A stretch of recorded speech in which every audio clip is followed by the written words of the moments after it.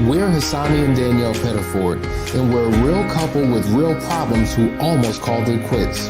I was very frustrated. I became very disconnected, very jaded and cold. We have 4 children, going on 20 years of marriage, and we practice what we preach. Our mission, to change the way couples relate to one another and teach them the skills needed to improve the quality of their relationships. This is the Couples Academy Show. Good morning, everyone. Welcome to the Couples Academy Show. My name is Hassani, and today is Friday. Good to have you, no matter where you're dialing in from. Anywhere around the world, we're here. We're talking about your questions and answering them today because Friday is Ask the Experts. So what we want you to do is post your question, get it in here. We want you to be the first in line. Stop waiting to hear from other people. This is the time for you to get what you came to get. So post that question. So whether you're dating, in a committed courtship, engaged, married, separated, divorced, on the verge of divorce, no matter what your relational status may be, you may be separated right now. There's a particular question that you have that we're going to take the time to dive into to give you a comprehensive answer so you have a pathway forward in your life and in your relationship.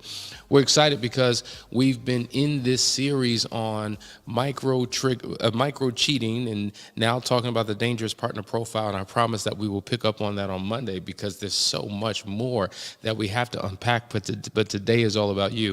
So listen, while you're thinking about that question, getting it posted, as you know, next weekend is our last chance weekend, and if you haven't registered yet, there's still time. So we're going to go to a quick video, do that, and we'll be right back, and we will dive into your questions.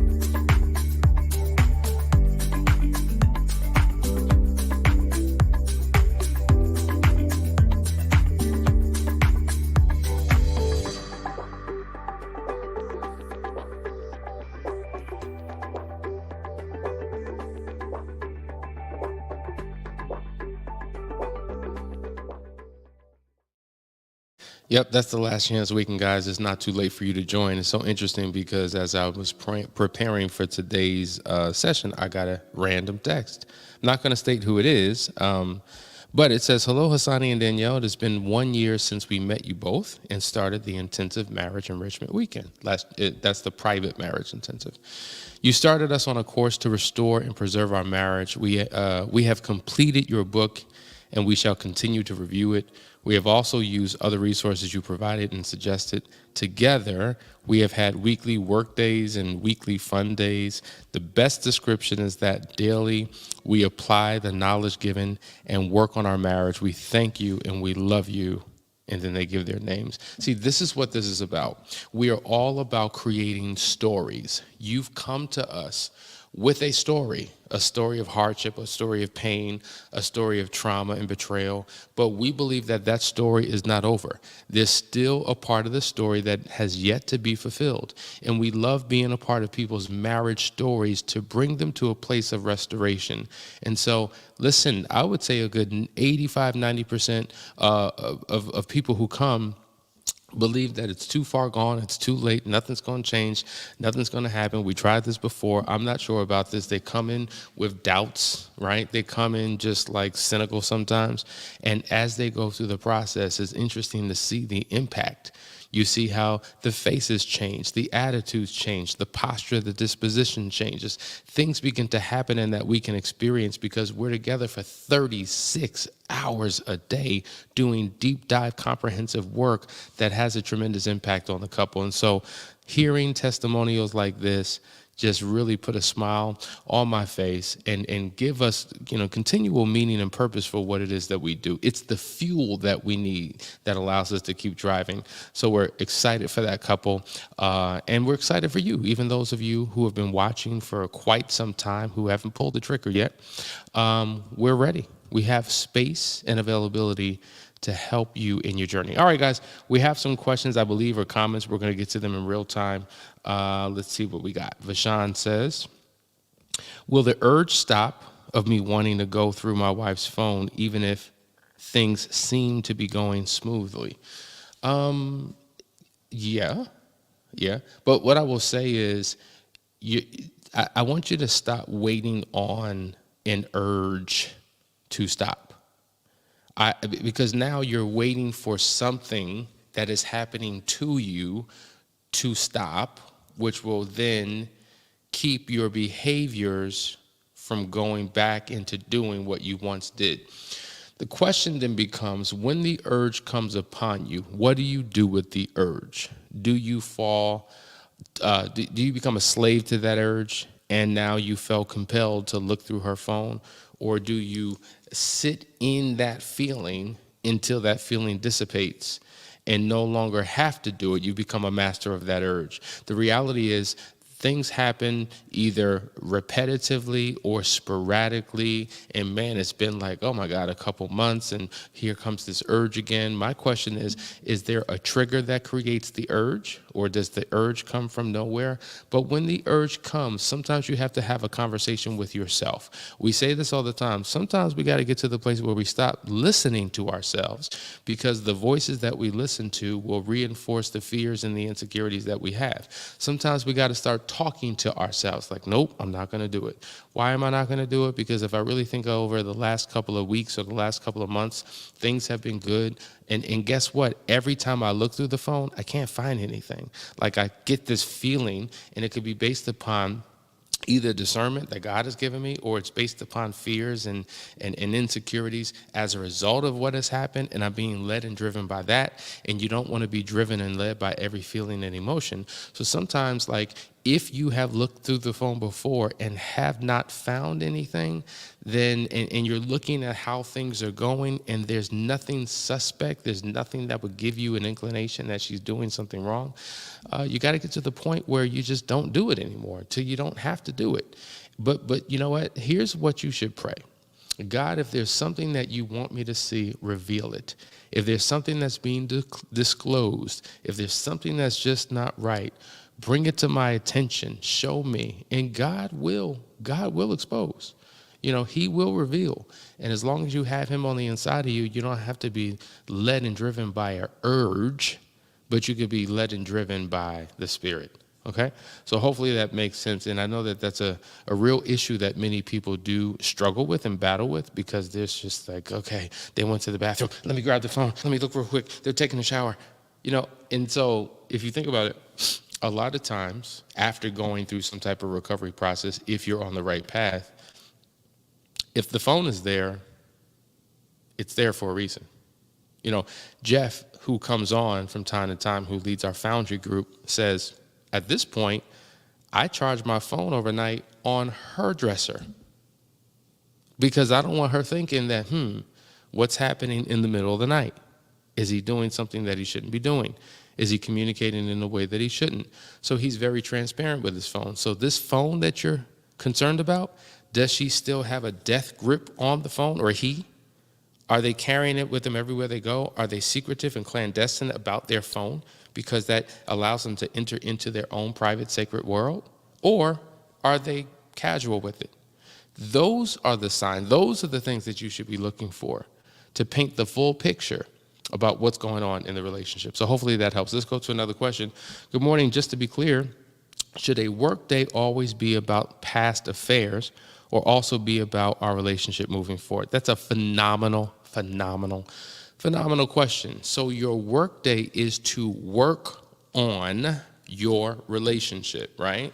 So a work day can do many things and be different things to different people. So for those of you who are not taking the time to engage in conversation and have dialogue throughout the course of the week about, say, the affair, okay, great. You can use a work day to create a safe environment to talk about it. I get it.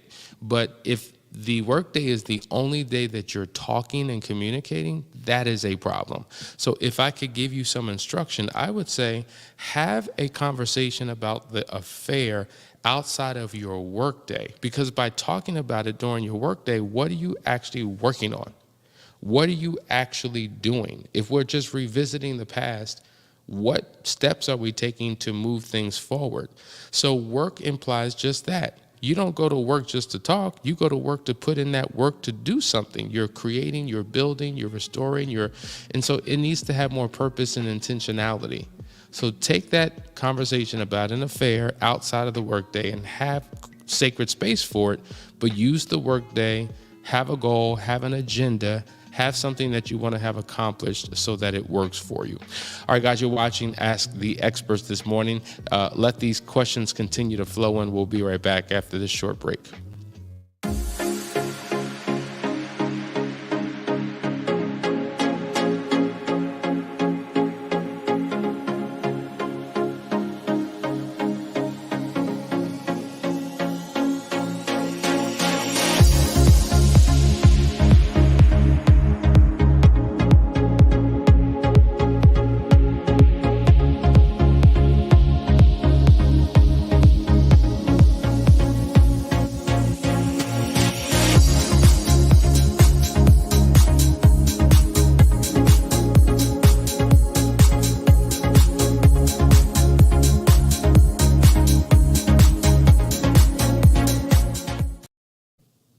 Couples Academy is expanding its team to meet the growing demand of people in need of help around the world.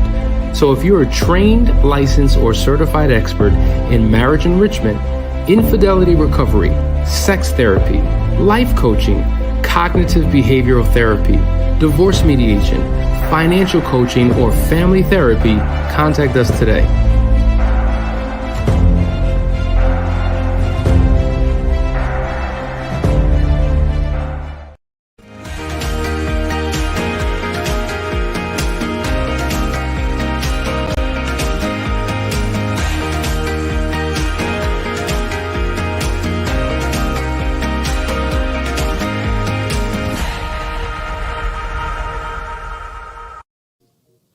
Hey guys, we're back. You're watching the Couples Academy show, more particularly Ask the Experts, and it's all about you. We're going to dive right into these questions.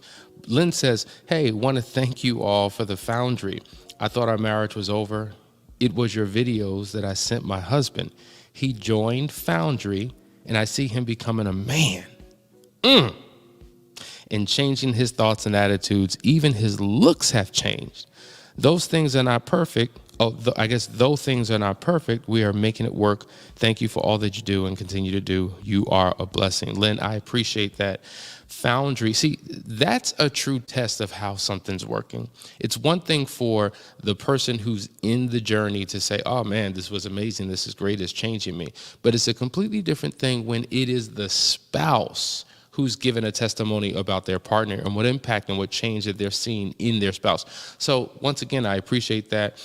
It's an indication that Foundry, we go deep dive. We don't tiptoe, tap dance, or pussyfoot around relevant issues. We go hardcore.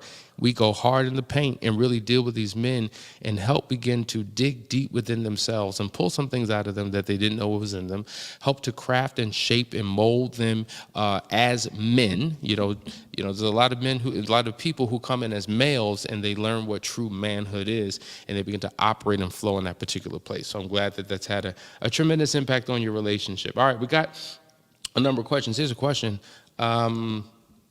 How do I start to trust my wife again after her affair?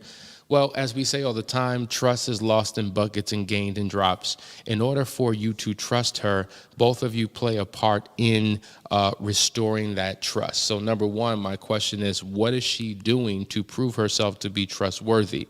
Has she opened up all forms of communication?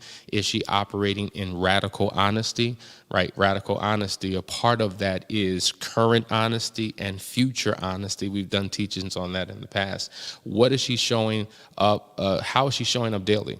Is she an open book? Is she living a life of transparency? Is she still clandestine, secretive, and private? Like, these are the things that I would ask for, or seek answers to these questions about. Are you talking about historical honesty? Part of trusting somebody is revealing the lies of the past. It's not just making the decision to tell the truth, but it's to stop lying. And sometimes we have to go back and revisit the past and figure out how we got here in the first place. And are all of those things happening? Are you going through counseling?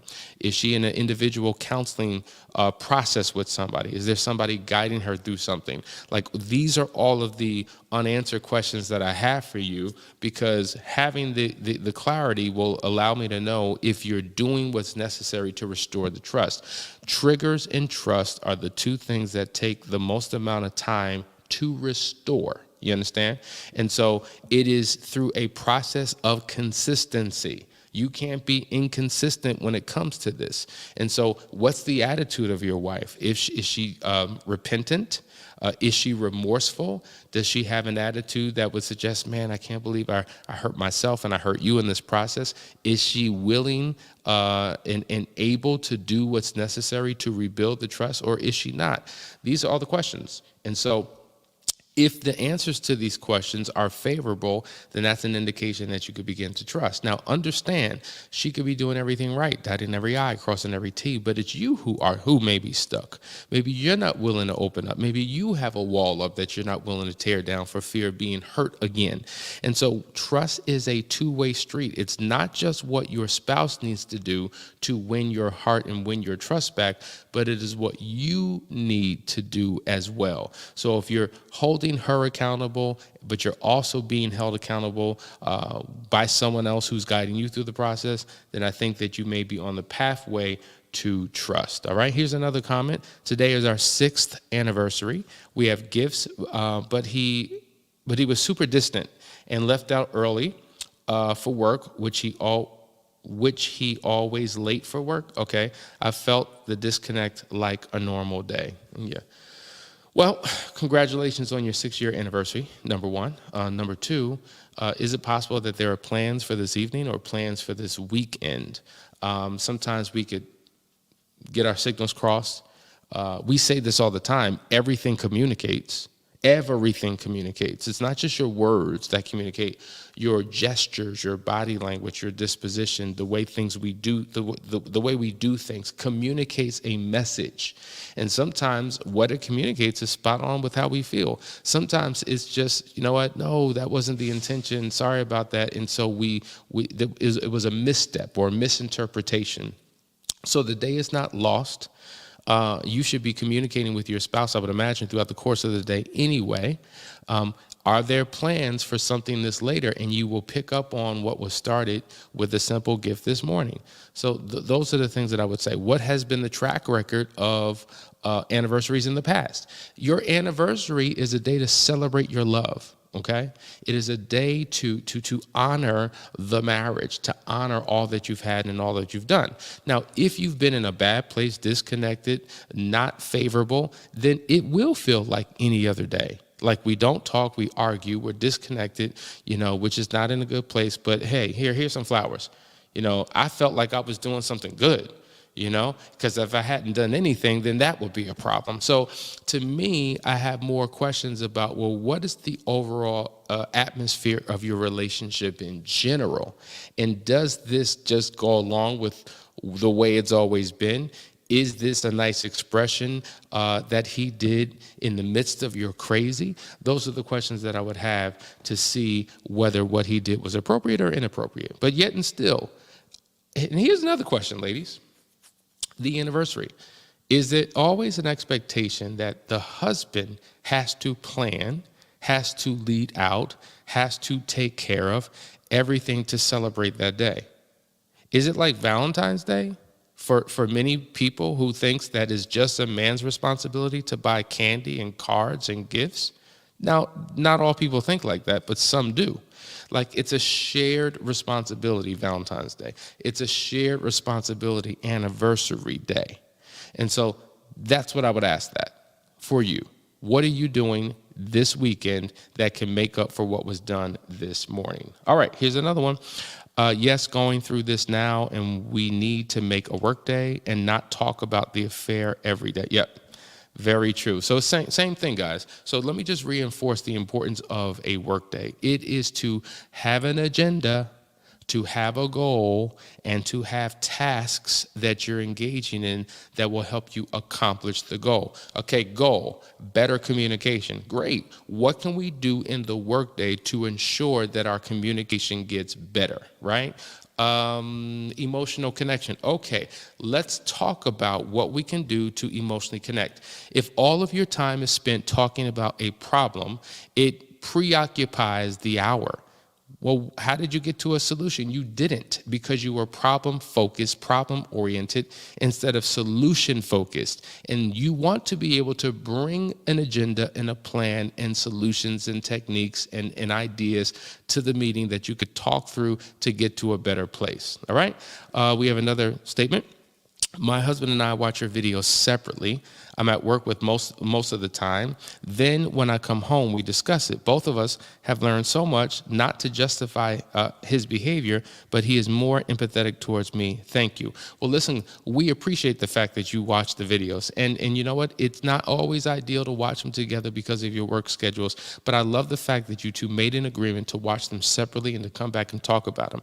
And here's the reality, guys. This is exactly what we've been telling you to do, to have a conversation about what we talk about. Some of these topics are going to be sensitive, but necessary to get you to a better place in your relationship. And if you're incrementally moving forward in this process and it's helping you, then continue to do what works. And that's exactly why we have this set up. We have a bunch more questions to go. I see you, Jaguar. I see you, sis. I'm coming for you in just a minute. You're watching Ask the Experts. Be right back in just a minute.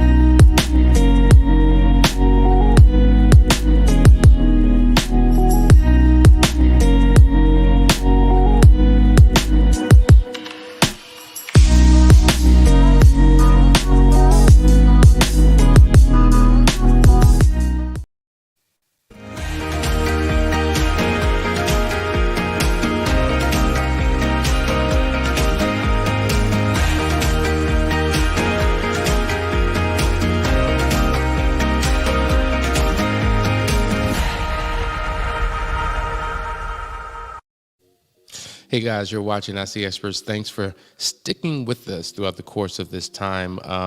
We got more questions. I want to go to Jaguar. Jaguar, we appreciate you. Thank you so much for that donation. Just so you know where the donations go. When you become a donor, when you donate, when you give $10, $5, $1,000, whatever you do, we put that in either a scholarship program to help people who need to be qualified in order to come to a Last Chance weekend, or we apply it towards the ongoing expenses that we have to run this live show.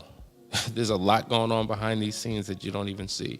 And so every dollar, nickel, penny, quarter, whatever it is, goes towards those efforts. And so we appreciate you. So here we go. We are both in therapy, but we've been in this place before. And he always relapsed. Can you suggest ways that I can tell that it's real? He's in a good behavior mode now, but not sure I can trust that it's real. Well, Jaguar, first of all, I don't know specifically what type of relapsing he's done. I don't know if he struggles with drug addiction, alcohol addiction, whether he's relapsing in terms of being unfaithful, whether he's going back into old patterns and ways in terms of behavior and communication. I don't quite know specifically what that means, because depending upon what that struggle is, it may require something different. So, number one, the fact that you're both going to therapy is a great thing. And so, as we always say, there is no silver bullet.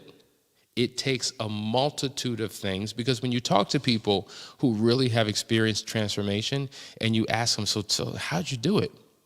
What they have often said is, it's been a number of different things. And so, for instance, I don't have the T-shirt. Matter of fact, Madison, can you grab that T-shirt over there that's on that table? There's this statement that we shared at a Last Chance weekend or one of our retreats that we used to do.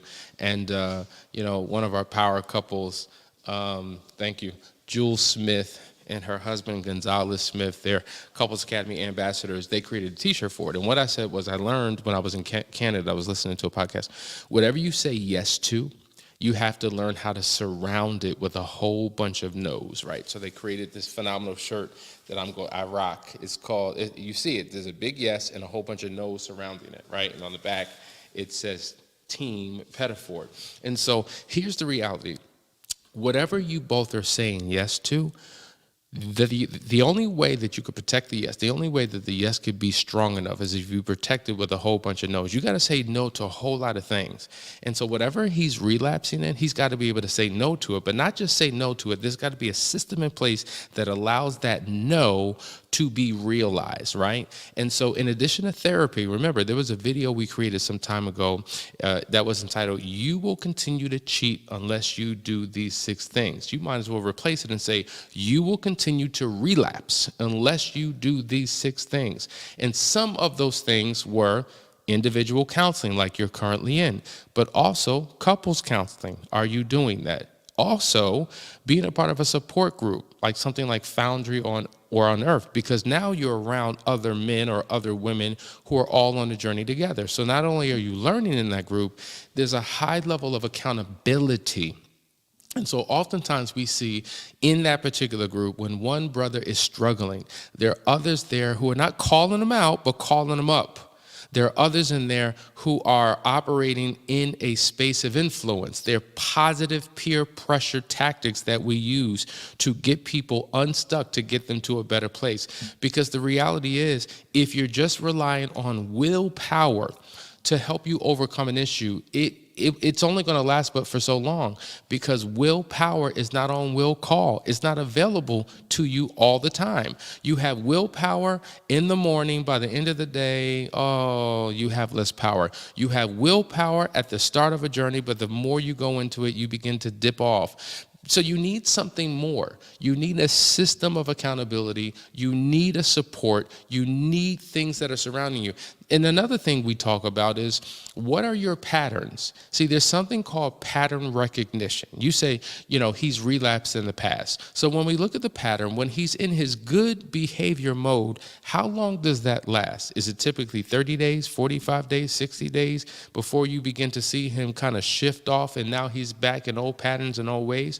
Well, number one, let's reverse engineer it. Okay, what happened when he began to steer off? What did he no longer do that he was once doing? See, we're very regimented, and when we're starting a process, we're dotting every I, crossing every T, making sure that we're doing particular things, we're checking boxes, and that keeps us on the good foot. But see, what happens is, over the course of time, we become less determined, we become less focused, we become less regimented, and we no longer do what we once did, and we think, well, we're good now, so we no longer have to do what we did to get to where we are. And that's where we mess up. No, you cannot stop doing what worked. Like, if you did something to lose weight, you got to do things to maintain that weight. Oftentimes we celebrate by doing the opposite of what we did when we lost the weight, and now boom, we're right back where we started. And so it's the daily rituals, it's the daily routines. The question becomes, I actually heard somebody say, the secret of your future is hidden in your your daily routine. So if you want to know what next year will look like, well, let's take a look at today. What are you doing today? Because today plants the seed for tomorrow. I can guarantee my tomorrow by looking at my daily consistent practices that will align with an outcome that I ultimately want. And so that's what I would begin to look into. So how can you believe that this time is different? What are you doing daily? Okay, tomorrow comes. What are you doing daily? Okay, the next day comes. What are you doing daily? The moment you no longer do what you used to do daily, those rituals, those routines, you begin to slowly but surely drift back into the old. Now, forming a habit, they say now scientifically takes about 66 days. How consistent are you in doing the right thing? That will give us a determination of whether this is an authentic change or some type of mechanical demonstration to do the right thing, though there's no internal change and transformation within you. That's what we have to consider. Does that make sense? So looking at his lifestyle and measuring it up to a standard that you've both agreed to, and him being consistent in those things will help you to know whether he's just in a good mode or whether this is a real and authentic thing. And also set up a discovery call with us. Let's talk through these things so we can figure this out. Listen, I know it's the end of the show. If you don't mind, producer, I just want to take one more break, right? This is the last break. We'll come back. I see all of your questions. We're going to spend like 10, 15 more minutes because I don't want us to end this show because the questions are just flowing. So one quick break. Stay with us. We'll be right back. Couples Academy is committed to serving couples around the world by reaching beyond cultural lines and language barriers. We are proud to announce that we now serve the Spanish-speaking community. So whether you're here in the United States or abroad, Couples Academy has a place for you. Couples Academy se compromete a servir parejas de todo el mundo, superando las fronteras culturales y las barreras del idioma. Ahora, estamos orgullosos de anunciar que servimos a la comunidad de habla hispana. Entonces, ya sea que estés aquí en los Estados Unidos o en el extranjero, Couples Academy está aquí para servirle.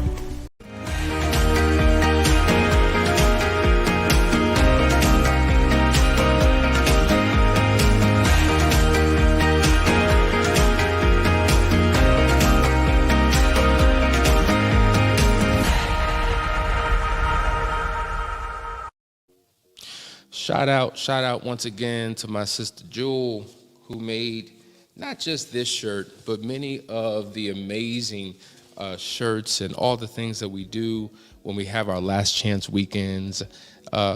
Jewel and Gonzalez, they're a phenomenal couple. They are Couples Academy ambassadors. And then she says, such a blessing to hear. She's referring to the one who gave the testimony about Foundry.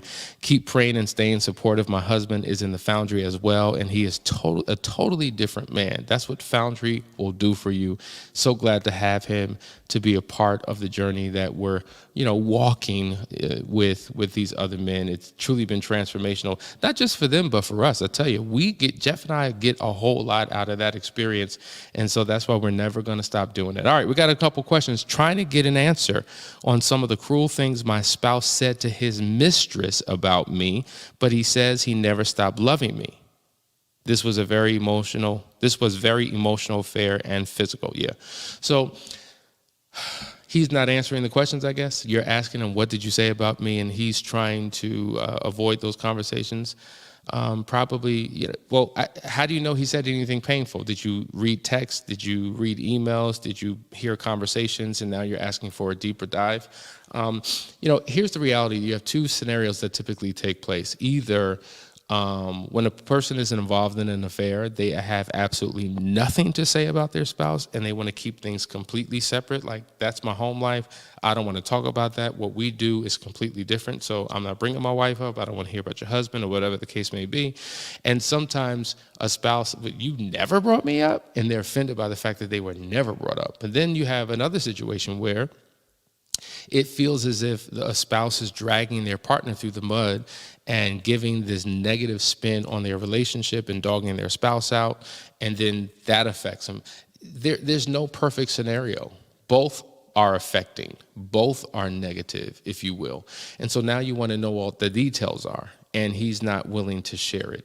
My question is, are you guys working with somebody who's guiding you through a conversation of full disclosure regarding this affair? If not, I would suggest you reach out to somebody who can help you. And then the question is, okay, the answers to these questions that you're seeking, are they going to help you? Or are they going to hurt, harm, and hinder you?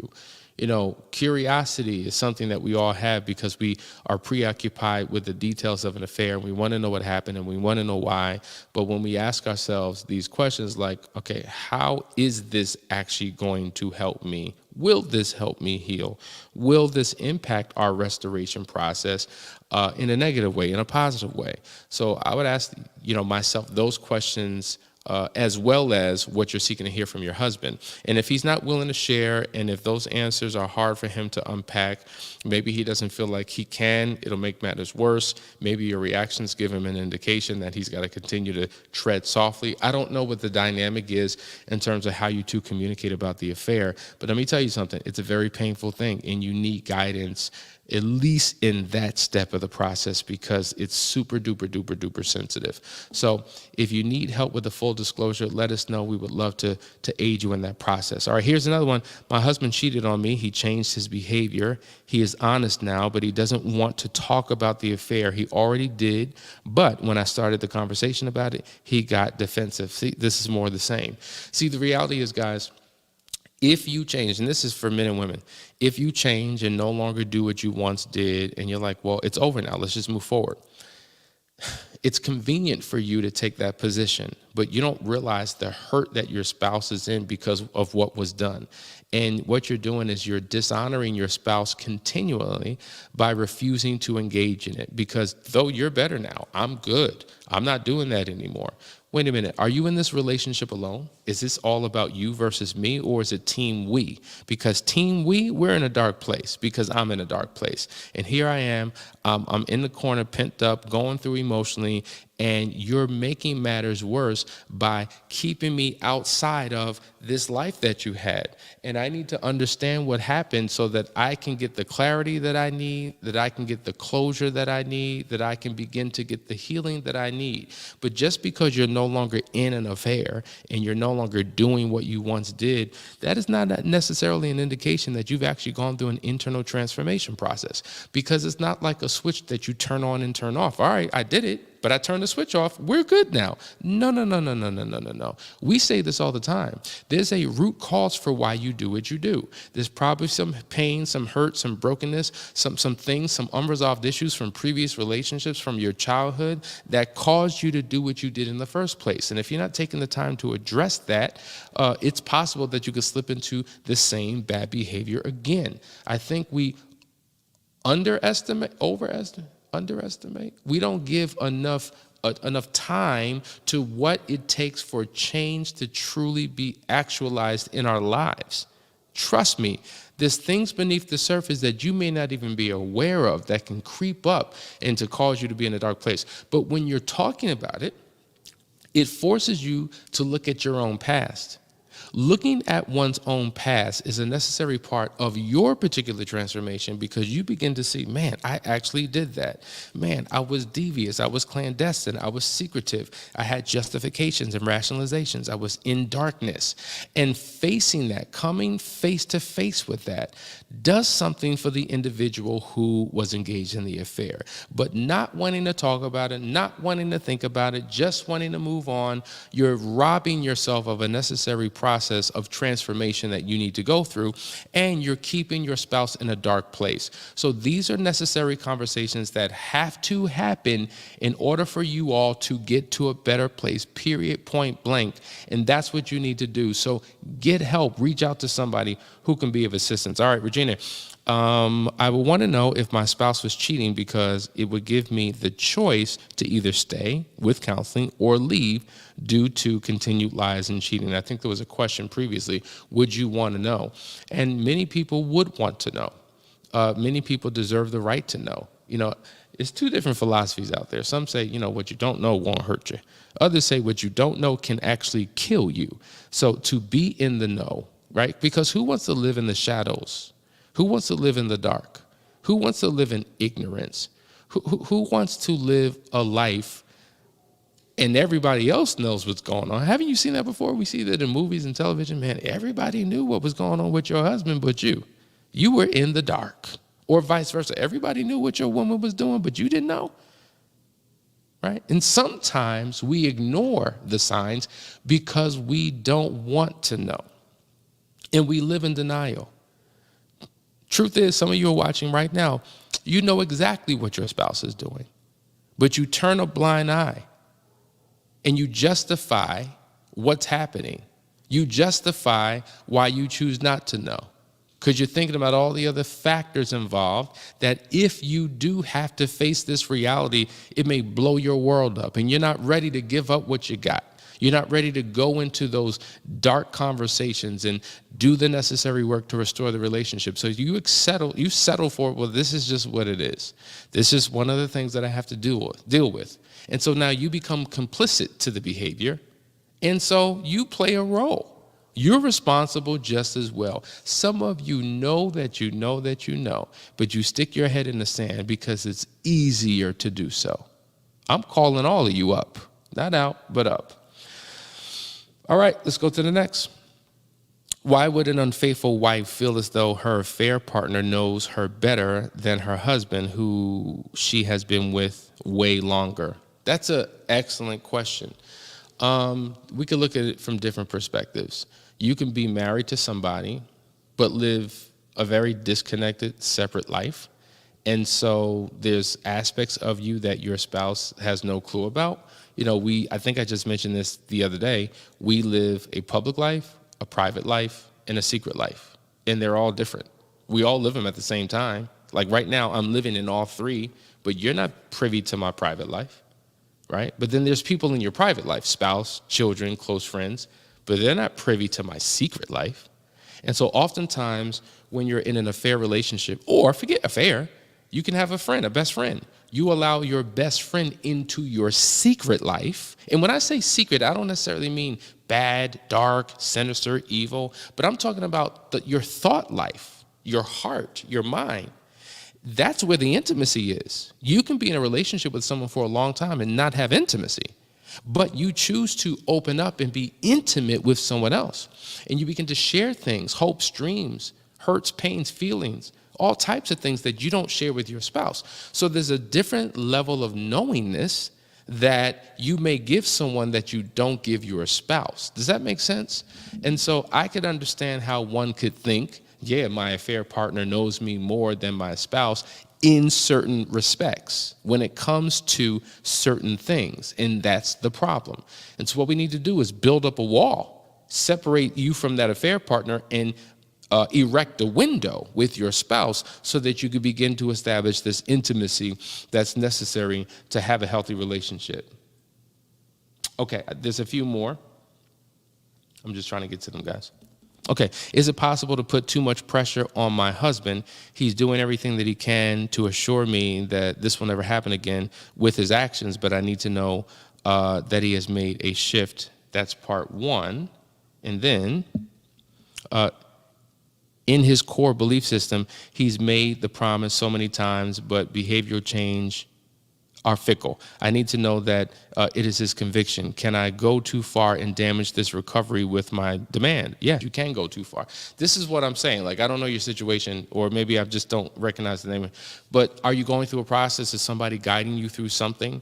And are you, see, here's the deal. If we're in the car driving to get to a final destination and I'm in the driver's seat, I'm the betrayed spouse, I'm determining what needs to be done. I think I know what's best in this recovery process. So my spouse comes alongside and accommodates and honors every request I make or every demand I give. And so it may be helping me temporarily, but on the inside, what is it doing to my spouse? Is it creating more bitterness and resentment and more of why I can't do this anymore?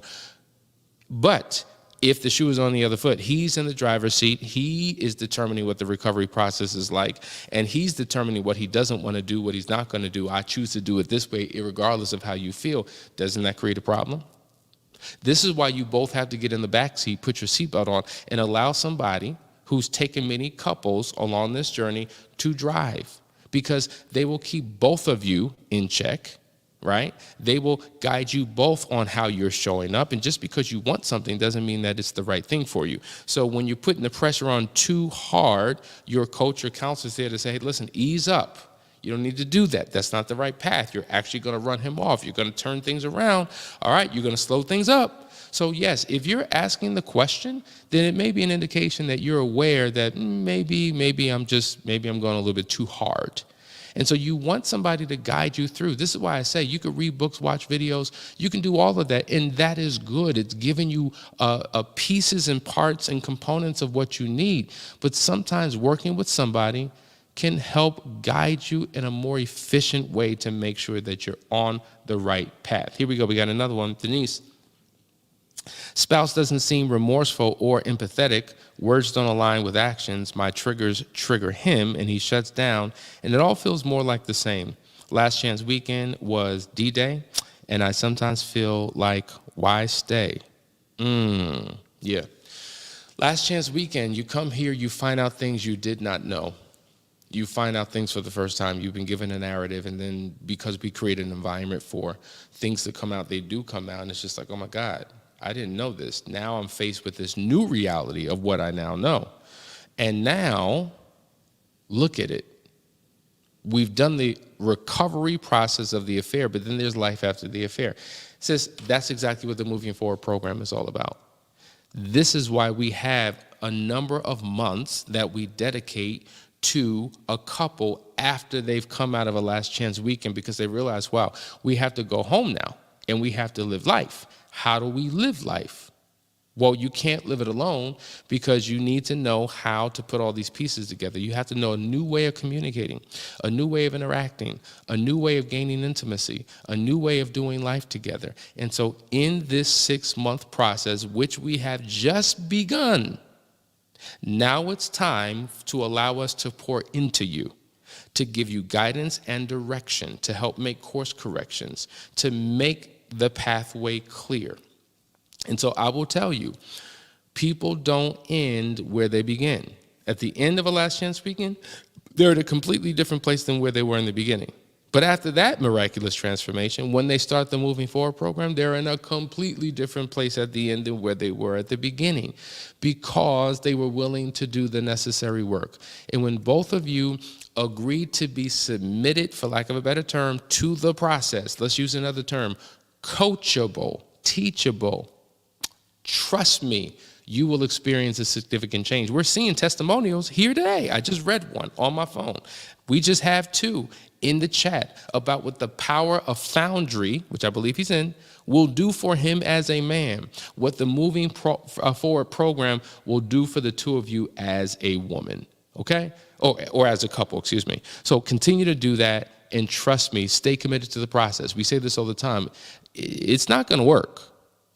You work, and if you work it, it will work. All right, a couple more. This is a powerful and solid counsel. Choose to do the right thing daily. I know our producer's just like, we need to get up out of here. I appreciate you. Nina, thank you so much. Super sticker, thank you. $20, that's going right back into this show. We really appreciate you. Listen, guys, I see a few more questions. Someone says, I will continue to seed in someone else's victory. My husband doesn't want anything to do with therapy for now, but all things are subject to change, my sister. Let me tell you something. We have seen this scenario before, and we are all motivated at different times in our lives. Right now, I want the counseling. He doesn't want it. And then when I'm done, I'm ready to throw in the towel and call it quits. Then all of a sudden, here you come with this fervor. You want to save the marriage. Well, what happened to the last 5, 6, 7 months, years, or whatever? And so we see people are motivated by different things at different times. And so I believe, I'm going to touch and agree with you that he's going to have a desire for something more in the relationship, and we'll be able to change our relationship together by providing counseling for you. 2 more, and then we're going to go. I promise. All right. What do you do when the hatred and anger towards you, the unfaithful, interrupts the process and it hinders our entire being? We can't seem to get unstuck. It's a dark place. Once again, it's kind of a similar answer to what I just said to the other person about oftentimes we want different things at different seasons in our life. Right now, you're in a recovery process, but it seems like there's still anger and rage and fury, and that's interrupting the process. And so oftentimes the question is, to the person who's in this space, sometimes they know the right thing to do, but they've made the decision, I ain't gonna do it. I'm just not there. I'm mad, I'm pissed, and I wanna be. It's an attitude, it's a disposition that they choose to carry. And it does slow things down. It does compromise the recovery process. I think it's worthy of a real conversation, like, what do we really want? If we're making the decision to stay together, is this the type of relationship that we want to have for the rest of our lives? Like, this is what we would call the sufferer marital pattern. Fine, this is where we find ourselves. But is this what we actually want? And are you both, the both of you, being held accountable to your stuff? Right? Are you both willing to adjust and shift? Or are you stuck in, this is just what it is, this is where I choose to be? We need to have a real conversation, because this is not, listen, you could do all the therapy, you could read all the books, you can go to all the conferences, and it means nothing if you don't put in the work. At some point, we've got to be willing to surrender and divorce ourselves from behaviors that keep us trapped in the pit of our pain. That's what we've ultimately got to do. So I'm calling you up, not out, but up, to say that if you've made the commitment to stay, what are you choosing? You're choosing to be committed to misery and pain and hardship and suffering? Is that what you're committing to? Sometimes we get in our own way. We become our own worst enemy. But we're here to love on you. We're here to show you another way. But we can only do our part. You've got to be a willing participant. So let's get this. Let's get this, because there's something on the other side of this. Freedom, peace, love, joy, trust, transformation, restoration, intimacy.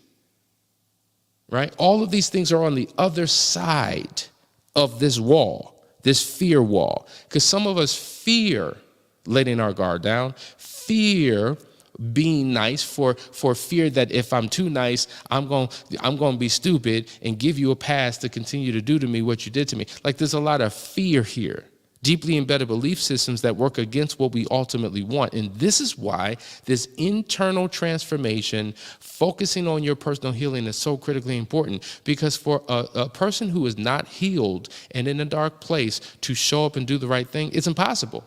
What you do is an extension of who you are.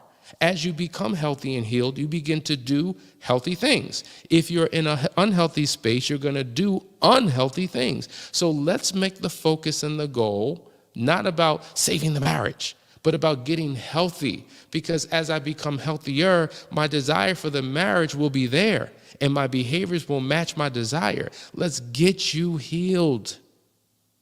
Let's continue to do the work. Guys, this is the Couples Academy Show. Thank you for tuning in. We went almost an hour. I hope I gave you something that you needed. Have an amazing weekend. Listen, show up Monday. We're coming back doing part 2, and however many parts we need to go through to get through the dangerous partner profile. We just covered one of the 8 components. It's going to get deeper. Have an amazing weekend. See you on Monday. Take care.